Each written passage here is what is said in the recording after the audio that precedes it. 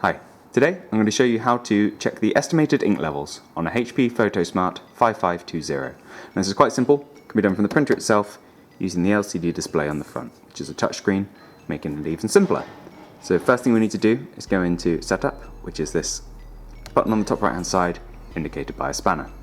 Once we're in there, we go into Tools, and then Estimated Ink Levels is the top option. So we press to go into that. And here you get a breakdown of the black, cyan, magenta and yellow, showing how full they are and when roughly they're going to need replacing. That's about all there is to it.